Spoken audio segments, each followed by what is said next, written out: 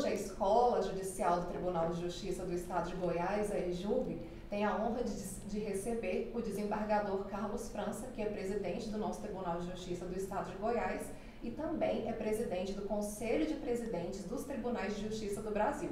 Hoje a nossa conversa não é restrita tão somente à magistratura, mas a gente vai conhecer um pouco da trajetória de vida do nosso presidente, quais foram as dificuldades que ele enfrentou, quais foram os louros que ele conseguiu colher até aqui, a mensagem que ele deixa para os nossos servidores do Tribunal de Justiça e para os nossos magistrados também. Seja muito bem-vindo à EJUG, presidente, é uma honra tê-lo aqui conosco. Muito obrigado, Lore, muito obrigado, Luciana, a satisfação é toda nossa de estar aqui na EJUG, uma escola que cresce, que avança, e parabenizo a EJUG, o desembargador Jerônimo, nosso diretor da EJUG, toda a sua equipe, por essa iniciativa. Certamente, inúmeros outros profissionais do direito, do judiciário e até fora do judiciário terão a oportunidade de participar desta iniciativa, desse podcast. E, como eu disse, nós, com essa alegria de estarmos aqui, teremos a oportunidade de falarmos um pouco da nossa trajetória antes do judiciário, durante o judiciário e agora na gestão. É sempre um momento importante para nós. Presidente, muitos magistrados, muitos servidores conhecem um pouco da trajetória do senhor como magistrado. Mas aí, às vezes, a gente quer saber também um pouquinho de como foi chegar até aqui, como que é a história do Carlos França antes da magistratura. Eu queria que o senhor contasse um pouquinho da sua infância, passagens que são importantes para o senhor, que tem ali uma coisa especial que o senhor se lembra, para a gente começar a falar um pouco dessa trajetória até aqui. Pois é, Lore, todos nós temos nossa historinha, né, até chegar nos cargos em que ocupamos, nas profissões em que definimos para a nossa vida. Eu fui uma criança mineira, nasci em Campina Verde, na zona rural, então até os 12 anos eu fiquei na roça mesmo, como todas as crianças daquela época, e convivia e vivia na zona rural com aqueles brinquedos bem simples, né? Junto com os irmãos, era uma irmandade de 9 irmãos, então assim, juntamente com os meus pais, nós tivemos uma vida feliz nos primeiros anos, na nossa infância, com todos juntos, brincando, jogando bola de meia e escondendo, brincando de esconder atrás das árvores, né, no meio dos canaviais, um procurando o outro, jogando bola, e foi muito saudável, né? E aí eu fiz os primeiros anos dos meus estudos também na escola rural, né, lá em Minas, em Campina Verde, na Fazenda Cruz, e como todos meus irmãos, nós estudamos na escola rural, e foi assim uma época que a gente tem muita saudade, porque era assim uma vida muito simples, né, que não tinha o consumismo que tem hoje, e meus pais também não tinham condições, lógico, naquela época de oferecer nada de luxo para nós, mas ofereceu muito carinho, muito amor, muito apoio, né, e muitas brincadeiras próprias daquela época. E depois, quando nós saímos da fazenda, fomos estudar na cidade, né, no 5º ano, na 5ª série antigamente. E foi uma mudança drástica, né? Imagina uma criança que saiu da roça passar a conviver, estudava numa escola lá com 20 alunos, imagina passar a conviver numa escola de uma cidade, uma escola com 500 alunos, quer dizer, foi um impacto. Mas aí nessa escola na cidade, nós tivemos um momento assim, delicado para nós, menino de 12 anos, porque lá nós começamos a sofrer com inglês, né? Na fazenda não tinha, né, inglês, a disciplina.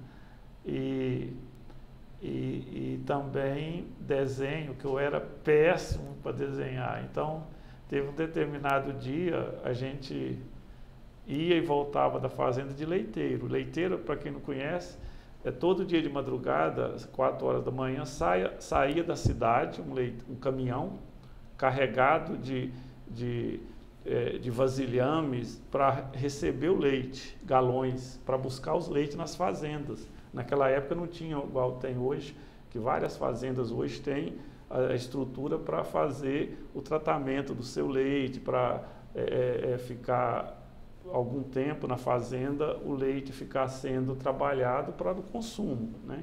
Naquela época não, todos os dias buscava, o leite era buscado no curral pelas empresas.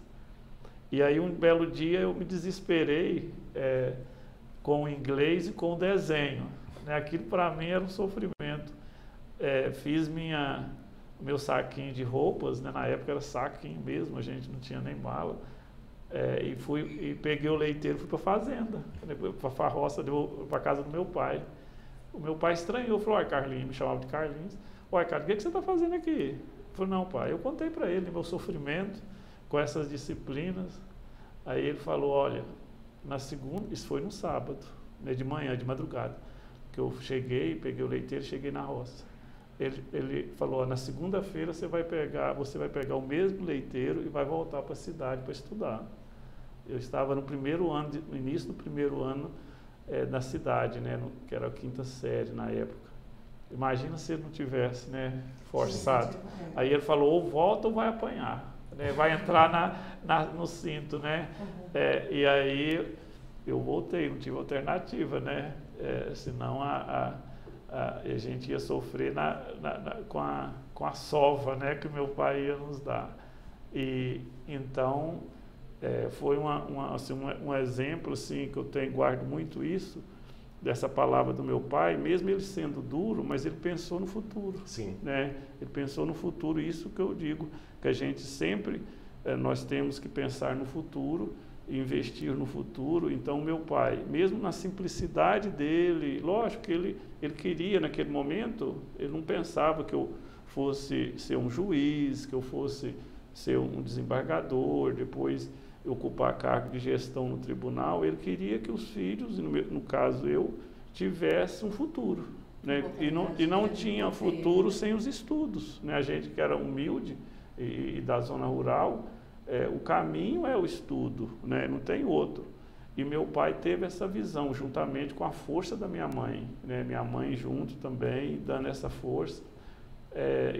Eu voltei para Campina Verde, aí estudei, eu não parei mais de estudar, né? Concluí os estudos lá até o 3º ano do 2º grau, em Campina Verde, e vim para Goiânia, né? Onde eu fiz o cursinho, 1 ano.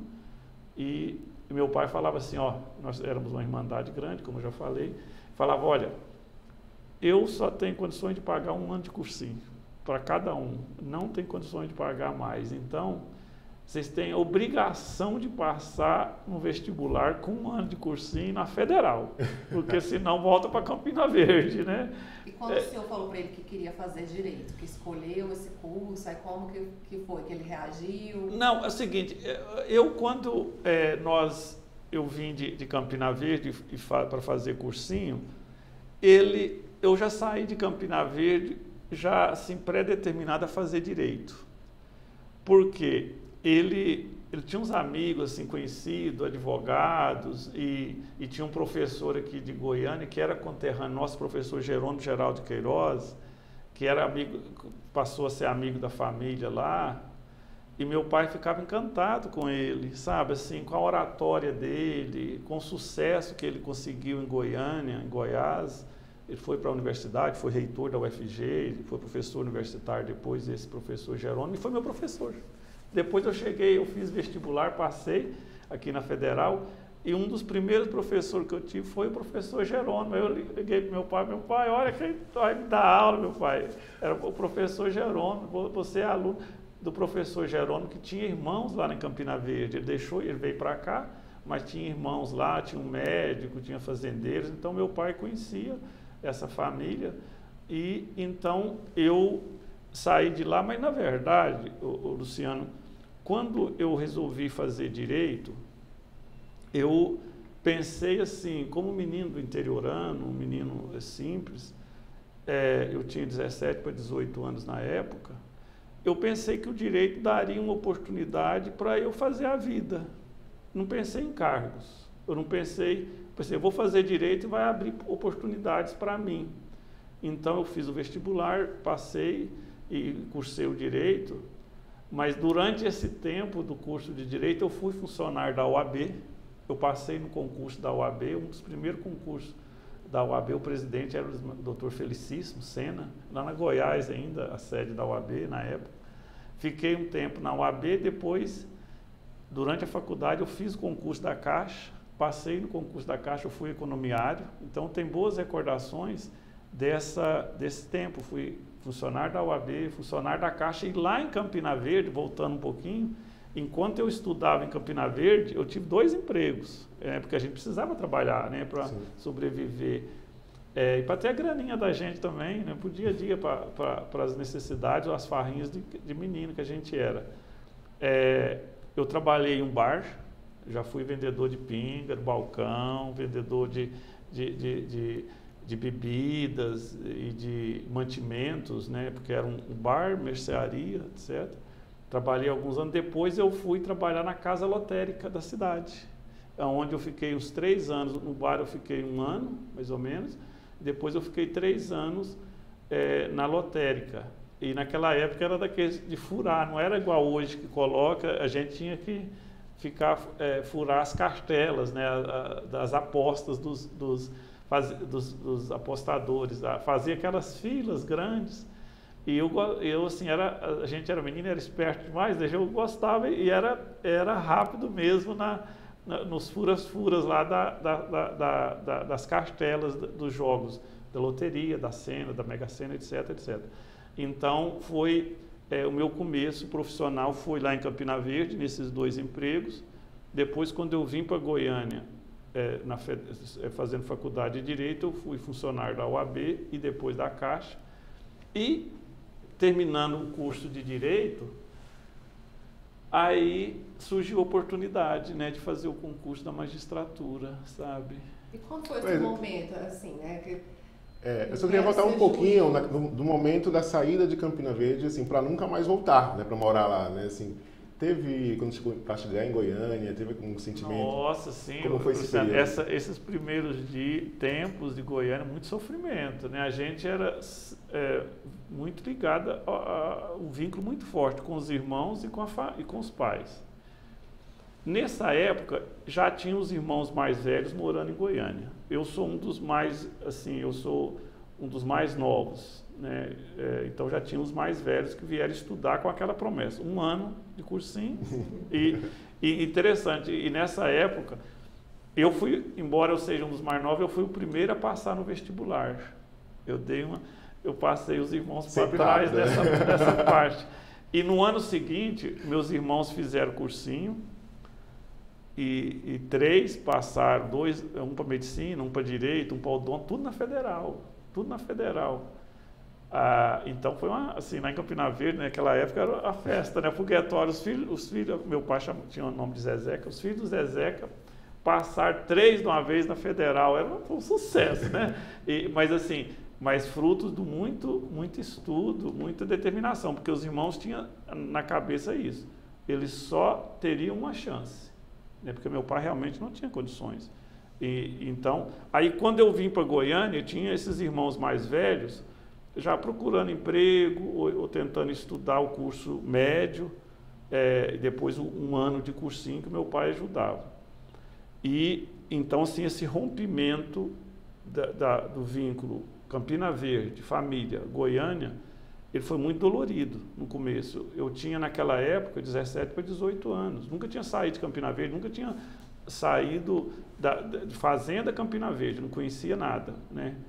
Então, mas teve uma passagem antes de eu começar o cursinho, Luciano, antes de eu começar o cursinho, eu estava em Campina Verde, aquela ânsia da juventude, 3 colegas falaram, Carlinhos, surgiu uma vaga no Bradesco, lá em Barra do Garça.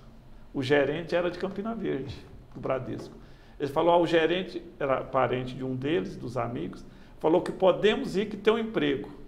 Olha só, né? Eu desesperado assim naquela fase, falei, eu vou lá, né? Eu vou lá buscar esse emprego. E naquela época o banco pagava até razoavelmente bem, na década de... Isso era 83 para 84, finalzinho de 83, início de 84. Graças a Deus, nós chegamos lá, na época nós ficamos pé da vida, né? Mas nós chegamos lá, o gerente falou, não tinha celular na época, comunicação era difícil. Eu tinha realmente essas vagas, mas a gerência regional, mês passado, semana passada, ligou cortando essas vagas, não tem mais emprego aqui para vocês. Aí nós, né, naquela tristeza, né, com dificuldade, chegamos em Barra do Garça, e vamos voltar, né? Aí nessa hora, já foi janeiro para fevereiro de 84, foi isso. A gente já estava conversado em casa, graças a Deus não deu certo lá, eu já fiquei em Goiânia para começar o cursinho.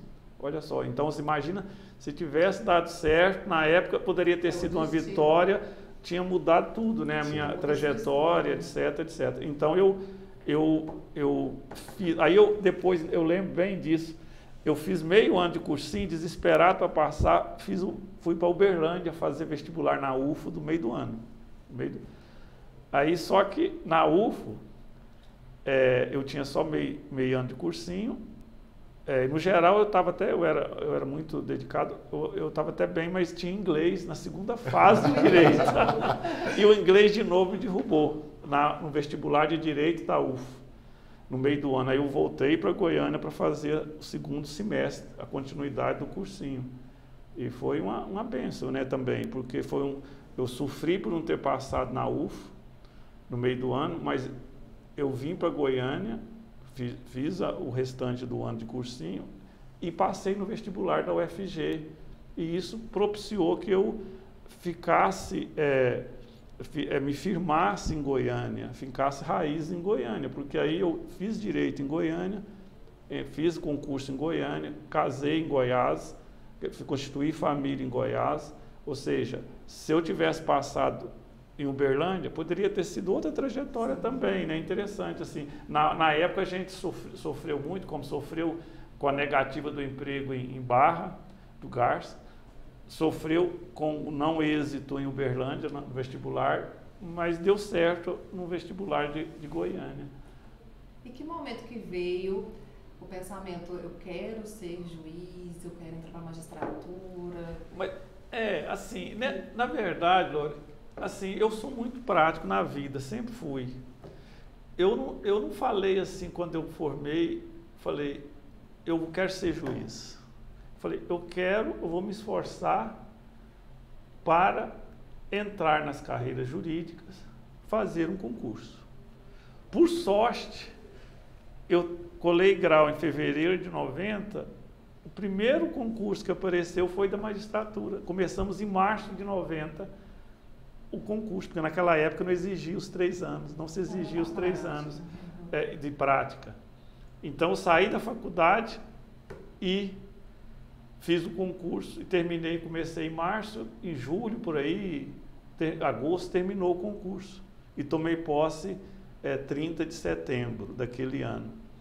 Então, assim, graças a Deus, o concurso que surgiu foi o da magistratura, porque aí eu me descobri juiz, eu me descobri o meu dom, a minha vocação, porque se tivesse aparecido um concurso, surgido o concurso do Ministério Público, ou outro concurso que tivesse uma segurança jurídica, uma segurança para a carreira, para a vida, salário melhor, possivelmente eu haveria feito e talvez eu ficasse na carreira. Então, assim, é claro que qualquer carreira que eu assumisse, eu ia me dedicar ao máximo nela, né? Claro, magistratura, eu me vi depois que realmente foi um achado para mim ser juiz, que eu me encontrei e dei muito certo como juiz. Então para ser muito tranquilo e transparente, e eu, assim,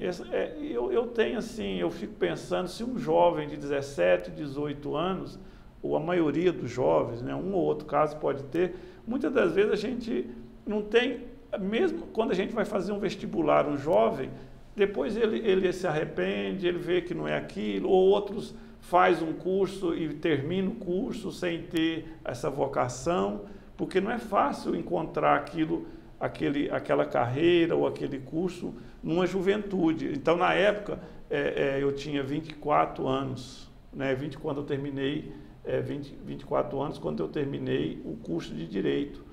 Então, eu era muito jovem, né? Lógico que eu era amadurecido até pela minha história, pela vida, essa história de morar sozinho fora naquela época. Então, amadurecia muita gente. Até hoje amadurece. Lógico, um jovem que sai, deixa a família e vai para uma outra cidade, necessariamente ele amadurece, né? Presidente, se o senhor conseguisse falar com esse jovem, 17 anos, esse Carlos França, 17 anos, hoje, o que é que você diria para ele? Qual foi o recado que você daria para ele? Não, como eu acho assim que, embora os tempos tenham mudado, a evolução e tal, mas eu acho que o importante para a juventude é determinação. Eu quero vencer na vida. Eu tinha isso comigo. Eu queria vencer na vida. Porque eu via a dificuldade do meu pai, da minha mãe, dos meus irmãos. Então, assim, e o vencer na vida era ser caxias na faculdade, como eu fui, muito caxias, levar a sério os estudos. Então, eu falaria para a juventude, leve a sério os estudos, as oportunidades que a sua família, ou com o seu esforço, essas oportunidades que lhe dão, que você vencerá. Porque, igual eu falei, se eu fizesse um outro concurso para uma outra carreira, e se eu passasse, eu ia me dedicar ao máximo para fazer bem feito. Então, nós temos que buscar, muitas das vezes, até não é nem na vida profissional nossa, não é nem questão assim, vou fazer uma coisa que eu não gosto, não é isso. Eu acho que se a gente assume o compromisso e assume uma carreira, tem que fazer bem.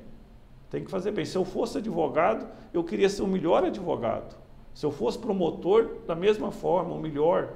Se eu fosse juiz, lutar para ser o melhor. Claro, respeitando o outro colega, respeitando o outro profissional, mas cada um tem que lutar e fazer para ser o melhor estudante, para sair a melhor maneira na prova, no vestibular, no Enem e num concurso, para ser aprovado, para sair bem, estudar com seriedade. E qualquer profissão, qualquer cargo, nós temos a responsabilidade de fazer o melhor. É muito digno qualquer cargo. Não é o fato de não, eu ocupo um cargo assim, mas tem outros com cargos melhores. Eu vou ficar remoendo essa situação? Não. Eu tenho que me dedicar, ser um excelente profissional e, se tiver oportunidade, se desejar, buscar com afinco aquilo que queira, aquilo que lhe faz bem, ou aquilo que te paga melhor, Então, nós temos que valorizar muito aquilo que nós temos, seja em qual cargo for. Eu diria essa palavra para a juventude ou para aqueles que estão iniciando uma carreira, tentar ser o melhor naquele espaço, naquele trabalho. Nessa trajetória do senhor, passando aí por várias comarcas, até chegar até aqui, tem algum momento que marcou mais? Algum momento de extrema alegria, ou tristeza, ou dificuldade que o senhor se recorda? Sim, sempre tem, né? A gente passa muito aperto, passa muito perrengue, sabe? Eu quando comecei, naquela época, a nossa prática era 0. Então, eu até acho que esses 3 anos de prática exigidos, foi interessante essa exigência. Então, a gente saía da faculdade, eu saí da faculdade sem nunca ter visto praticamente um processo. Fui ser juiz em Alto Paraíso, instalar a comarca de Alto Paraíso, instalar de fato, porque de direito já havia sido instalado, até o doutor Maurício, juiz da época, hoje desembargador Maurício Porfírio, que ele era juiz de Cavalcante, instalou a comarca de Alto Paraíso, mas ele foi promovido na época. E eu cheguei em Alto Paraíso, ele era juiz de Cavalcante, Alto Paraíso era distrito. Eu cheguei em Alto Paraíso para instalar de fato, fazer concurso, instalar os cartórios. Quer dizer, nunca tinha visto isso, nunca tinha vivenciado, convivido. Então foi assim, um aperto enorme, tremendo aperto. Então me virei nos 30, né? Então isso me ajudou a crescer. Eu tive que correr atrás, eu tive que buscar. Eu falei, eu tenho que dar conta, poxa, eu sou responsável, eu assumi essa responsabilidade. Buscava ajuda, não tinha internet na época, era dificuldade. Então jurisprudência eram as revistas, RTs, né, que a gente encomendava, etc. Demorava uma eternidade para chegar. A gente tinha medo da corregedoria. Se eu ligar na corregedoria, vai achar que eu não estou sabendo, que eu estou fraco, que eu, etc, etc. Então, hoje não, mudou tudo. Hoje nós temos a facilidade da comunicação, a facilidade entre os colegas de comunicação, a facilidade com a corregedoria, o tribunal, a presidência, toda uma estrutura de apoio aos juízes, aos servidores. E naquela época não tinha. Então, mas essa entrada na carreira foi de muito sofrimento, assim, muito aperto. E depois que eu cheguei em Alto Paraíso, que vi aquela dificuldade inicial, eu comecei a responder por Formosa. Aí Formosa já tinha uma estrutura montada, com os escrivães experientes, com muitos advogados atuantes e competentes. Me ajudou muito essa escola de Formosa. A escola de Formosa me ajudou, porque ao mesmo tempo que eu cheguei em Alto Paraíso, o tribunal me colocou para responder em Formosa. Então eu pegava um conhecimento de Formosa, levava para Alto Paraíso, né? Ia saindo assim dos apertos. E em Formosa teve um momento assim de muito aperto também. Eu vou falar dos apertos, depois das alegrias. Mais um de aperto foi quando eu passava o fim de semana em Alto Paraíso. Eu fazia o contrário, eu saía da cidade maior, ia na quinta-feira à tarde para Alto Paraíso, para trabalhar em Alto Paraíso na sexta, sábado e domingo. Eu enchia o carro de processo de Formosa para trabalhar no fim de semana no hotel de Alto Paraíso, onde eu ficava.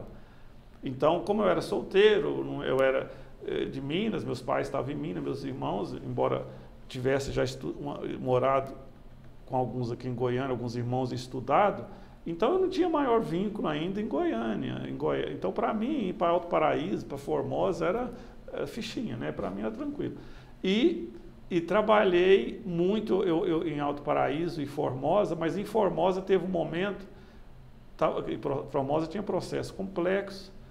Chegou domingo, eu ia para Formosa geralmente segunda de manhã. Segunda de manhã eu pegava o carro e ia para Formosa. Domingo à noite chegou, eu era menino, eu tinha 25 anos nessa época. Chegou alguém lá no hotel de Alto Paraíso me procurando, falou, amanhã cedo, a hora que o senhor for para Formosa, eu vi comentários sérios lá em Formosa que fulano vai te esperar na estrada para te matar. Porque eu estava com um processo rumoroso de Formosa. Aí eu falei, eu vou enganar esse bobo, vou hoje, né? Vou agora à noite, né? Domingo à noite eu para Formosa, né? Domingo à noite, ao invés de deixar para amanhã cedo, eu fui domingo à noite. Pelo menos se fosse realmente me esperar, ele ia ficar esperando o dia todo, né? E enganar.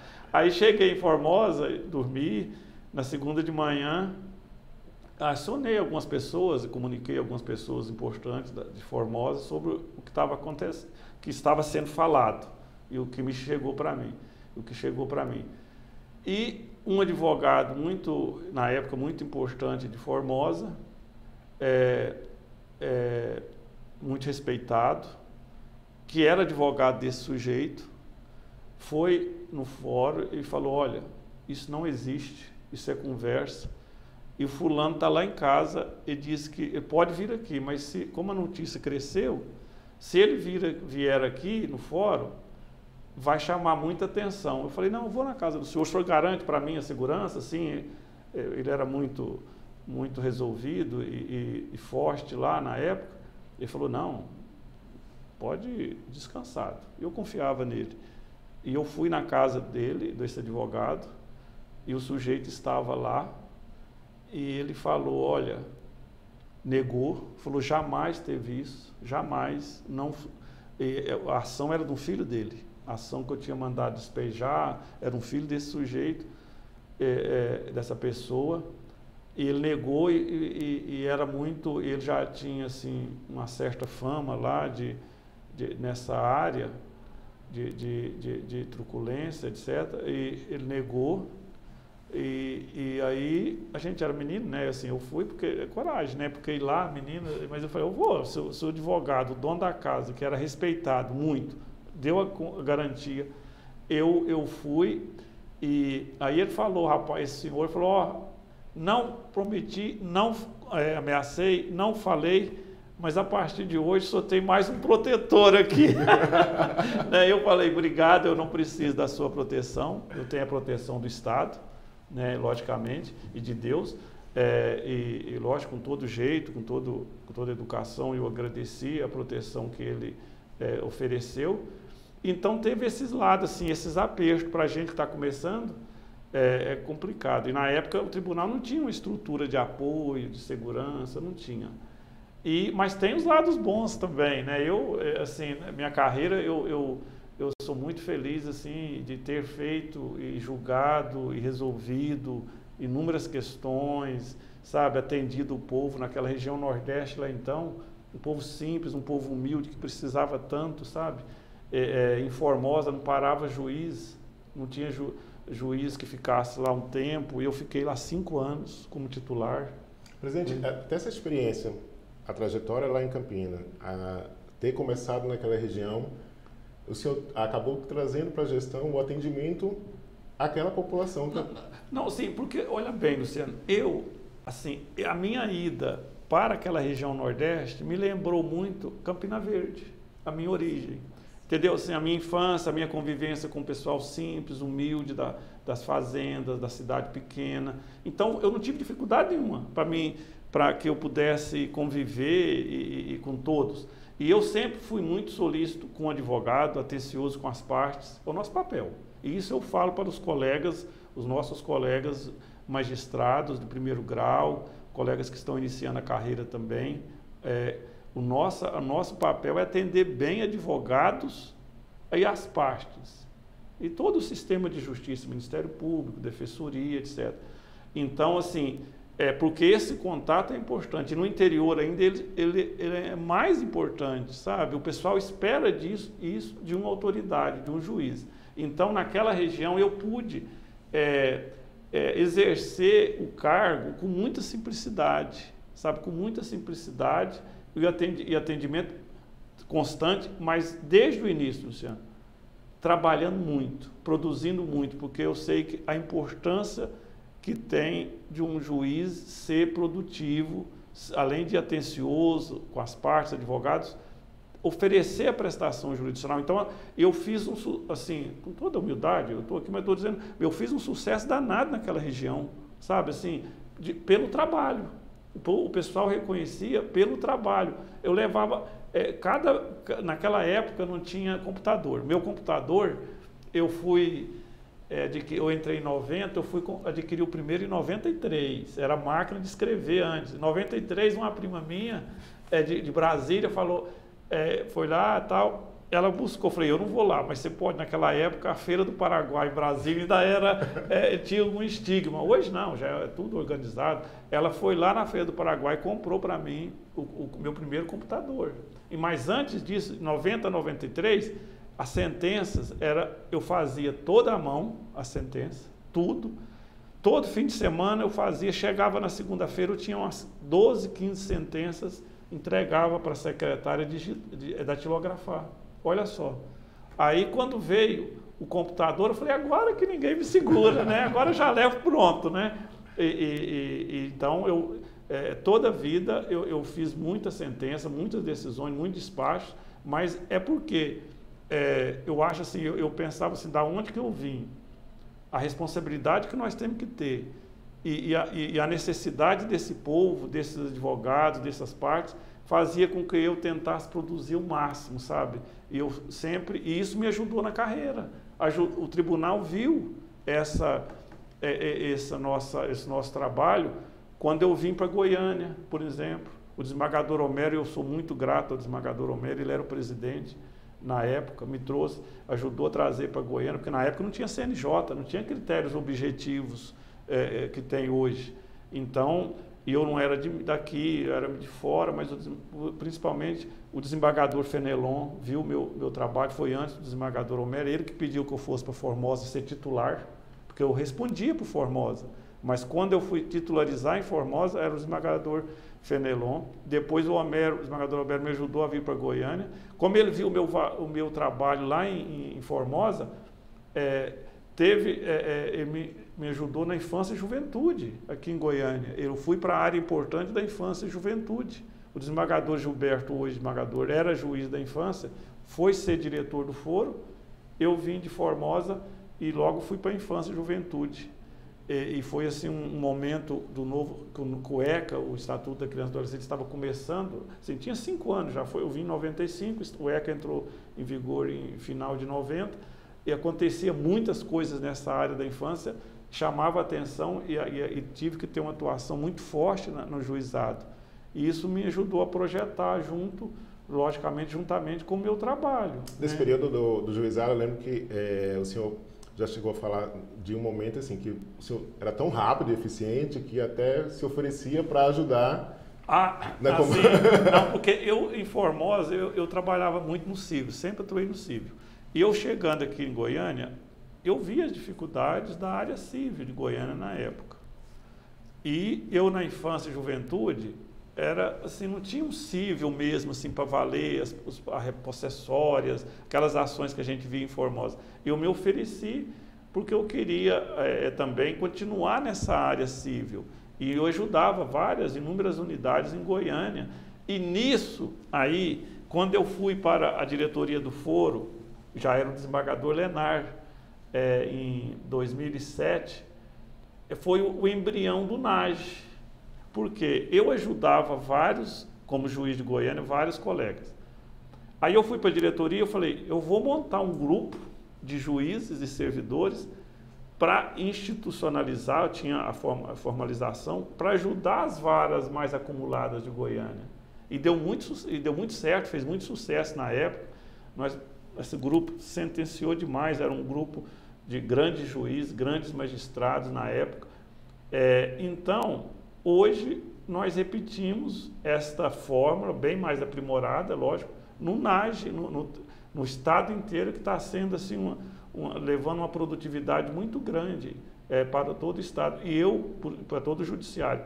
E eu sempre, então, Luciana, assim, eu foquei muito no resultado, na produtividade, na necessidade que nós temos de oferecer essa prestação jurisdicional. Então, sempre, eu acho que toda essa trajetória, desde o interior, produzindo muito, trabalhando muito, me ajuda até hoje. E quando eu venho para a gestão do tribunal, nós começamos lá na base, lá no interior, bem no interior de Alto Paraíso, e eu passei depois Formosa, depois Juizado da Infância, depois diretoria do foro, vara civil de Goiânia, depois eu fui ser vara civil de Goiânia, titular, depois Casincol, que foi muito rumoroso na época, isso abriu muito minha cabeça do judiciário. Então, e na época do desembargador Lenar como presidente, eu, diretor de foro, não tinha juiz auxiliar da presidência. Ele usava o diretor do foro de Goiânia para ajudá-lo no estado inteiro. Então, isso abriu minha cabeça, ajudou que eu tivesse esse conhecimento do poder judiciário como um todo. E depois também veio, no tribunal, como ouvidor, participando da gestão do desembargador Leubino, depois participando mais na frente da gestão do desembargador Walter, e vendo mais de perto as administrações do TJ de 2010 para frente, quando eu cheguei no tribunal em 2010. Isso, todo esse conjunto de atuação fez com que eu tivesse um conhecimento amplo do Poder Judiciário do Estado, o que está sendo fundamental agora na gestão, para o êxito da gestão, para o crescimento do nosso tribunal. Presidente, a sua trajetória, né, como todos já conhecem, é uma trajetória de inspiração, de muito sucesso, né? Os números comprovam isso, assim, na gestão do tribunal, inclusive. Agora, eu que convivo com o senhor e todos que convivem muito próximo sabem o quanto que o senhor trabalha, e o senhor está contando lá em Alto Paraíso, já era sábado, domingo, E aí todo mundo fica perguntando, qual será o hobby? Qual o horário que ele dorme? Porque tem PROAD assinado 2 da manhã, né? Tem PROAD assinado 7 da manhã. Né? Então, assim, Luciano, assim, é uma boa pergunta, sabe? Mas, assim, eu consigo administrar, sabe? Luciano, eu trabalho muito desde o começo da carreira. Eu acho que isso é positivo, né? Mas trabalhar muito nunca nunca impediu que eu fizesse o que precisava fazer ou que eu tivesse uma vida. É claro que alguns momentos mais restritos. Aliás, primeiro, a vida do magistrado é mais restrita. Primeiro ponto, tem que ser. Nós temos que ter nossos cuidados, né? Nossas cautelas, porque a sociedade olha muito. No interior, então, o juiz pôs o pé na rua, e naquela época muito mais, o juiz único, então, sabia, ó, o doutor saiu. O pessoal chamava, o doutor saiu da casa. Né? Chegou no fórum. Sim, cobra muito. Então, eu sempre trabalhei muito e vou continuar trabalhando muito. Não tem hora para o meu trabalho. Não tem hora. Precisava dormir mais? Precisava. Mas eu consigo levar, eu faço minha atividade física quase todos os dias, porque senão a saúde já tinha ido para o espaço. Né? É claro que não tem tempo. Talvez eu assistia mais filmes, já não assisto, eu lia, mas não leio mais, a não ser questões técnicas, jurídicas, de gestão, mas isso eu vou ter tempo ainda, lógico, eu vou ter meu tempo um dia, né, os 75 anos chega para todo mundo e vamos ter o tempo, mas eu gosto do que eu faço, eu sinto muito bem, eu sinto realizado com o sucesso de uma empreitada, de um projeto, mas sempre a felicidade dessa realização, desse sucesso de um projeto, sempre quando ele é em prol da sociedade, do jurisdicionado. Porque não adianta nada falar, fulano é um sucesso, mas de quê? Para quê? Qual o sentido? Então nós temos a nossa busca, que é trabalhar muito para oferecer um bom serviço à sociedade, e isso me realiza. Isso me realiza. Quando eu vejo nosso tribunal crescendo, quando eu vejo produtividade altíssima, quando eu vejo concurso sendo realizado, concurso de magistratura, de servidores, o pessoal tomando posse, eu sei, isso é ótimo, porque isso vai representar o quê? Melhor serviço à sociedade. Melhor serviço à sociedade. Mais serviço à sociedade. Então, quando eu vejo o CNJ vir aqui, eu sou fã do CNJ. O CNJ vem fazer uma inspeção, é uma beleza, porque vê as nossas qualidades, vê as nossas boas práticas e traz as orientações necessárias, porque ninguém é perfeito. Nós temos que estar abertos a avanços. Eu vejo um outro tribunal, o que está fazendo? Eu sou curioso, e tem que ser. Eu sei que muitos tribunais estão, e é normal isso, ficar atento ao que os outros estão fazendo, para pegar a parte boa. E nós também, eu fico atento ao que os outros tribunais fazem, e eles olham o nosso também, levam isso. Hoje, felizmente, o judiciário, hoje, com o CNJ, isso se acentuou, e é importante demais, é um judiciário único hoje. Então, essas boas práticas, e com o avanço da tecnologia, hoje na inteligência artificial, nós podemos compartilhar esse conhecimento com as escolas, no caso aqui da nossa EJUG, aqui eu faço uma menção toda especial à nossa EJUG, que é nova, que é jovem. Já tivemos vários diretores que cada um a seu tempo deu a sua contribuição, e atualmente o desembargador Jerônimo, com toda a equipe, está fazendo um excelente trabalho, crescendo com a nossa EJUG, que é fundamental para o aprimoramento dos nossos magistrados e servidores. Então, que a EJUG vai ter a sede própria, daqui a um tempo já tem o terreno, já está o projeto, etc. Então, é o seguinte, são esses avanços que me fazem assim pensar, está valendo a pena trabalhar muito, trabalhar de madrugada, trabalhar sábado, domingo. O Luciano está lá de domingo à tarde, fala, Luciano, olha aí, vê isso. Né? Outros diretores estão também, a gente entra em contato. Então, assim, mas isso tudo tem um porquê, é para prestar um melhor serviço à sociedade. Ser transparente, no caso do Luciano, levar a informação à sociedade, na comunicação do tribunal, levar o que nós estamos fazendo à sociedade de uma forma muito transparente e de uma forma clara, objetiva, com palavreado simples, um palavreado que o cidadão entende, né? O cidadão entende. Então, isso é outra coisa que eu sempre fui, Luciano e Lore, muito claro nas minhas decisões, muito. Todos que pegam as minhas decisões, eu falo, todos que pegam as minhas decisões têm que entender o meu português, o que eu quis escrever, né? Então, porque para a gente passar uma mensagem não precisa ser rebuscado. Aliás, o rebuscamento muitas das vezes atrapalha passar a mensagem que nós queremos. Né? A gente percebe isso, inclusive, lá na comunicação. Às vezes passa por uma área técnica, um texto, assim, e vem com algumas palavras. Quando chega no presidente, ele olha, não, essa palavra tem que mudar. Antes, inclusive, todo esse movimento de linguagem simples, ele já fazia realmente, de fato, isso, assim, de que a matéria, o texto, tivesse que ser acessível a todas as pessoas.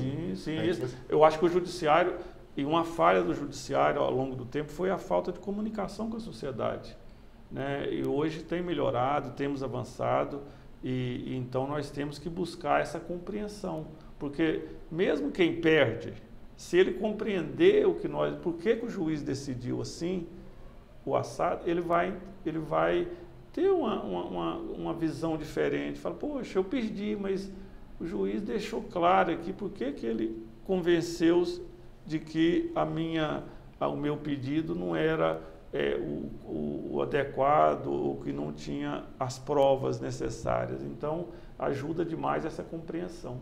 Presidente do Tribunal de Justiça do Estado de Goiás e também como presidente do Conselho dos Presidentes dos Tribunais de Justiça do Brasil, qual que é a mensagem que o senhor tem a deixar para os magistrados e para os servidores? Olha, eu fico muito feliz assim, de estarmos fechando mais um ano de gestão, o terceiro ano que nós estamos na gestão do tribunal, e vendo o nosso tribunal crescer, o nosso tribunal ser diamante pela segunda vez, o nosso tribunal ser reconhecido nacionalmente, e o fato de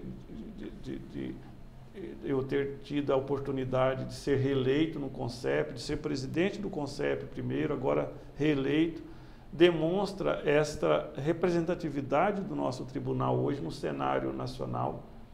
E só que ninguém caminha sozinho.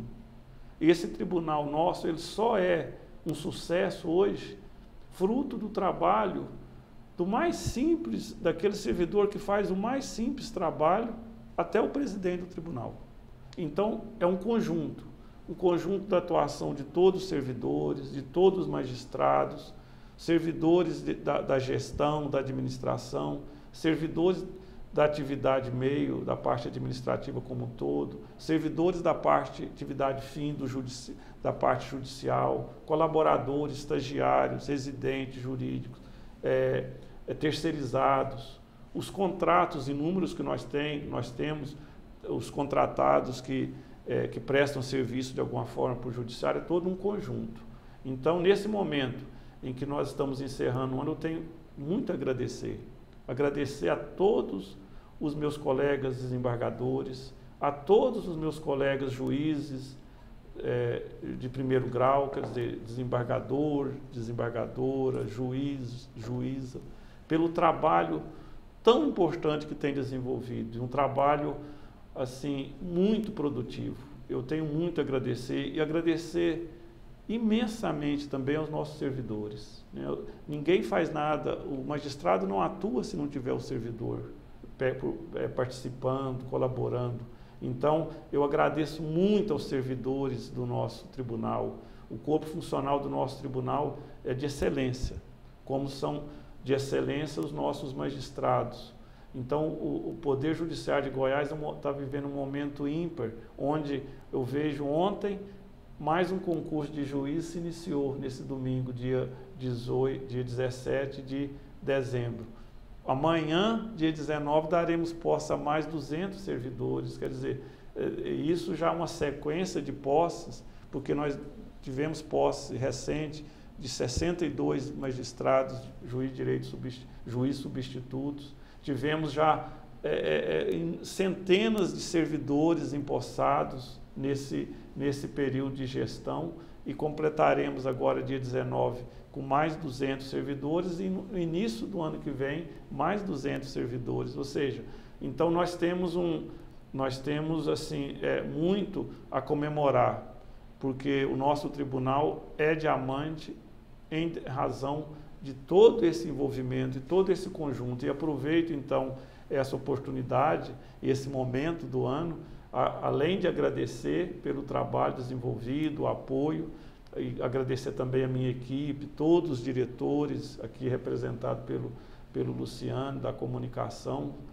do tribunal, todos colaboraram imensamente. Eu queria aproveitar e desejar um Feliz Natal a todos os servidores do Poder Judiciário, a todos os magistrados, a todos os colaboradores do Poder Judiciário, que o ano de 24 seja um ano abençoado, um ano de muita produtividade, de muitos resultados para a sociedade goiana, que é aquela que nós sempre buscamos atender. E esses votos de Feliz Natal e de excelente Ano Novo também é estendido a todos os goianos, né? Todos aqueles que são jurisdicionados do Poder Judiciário.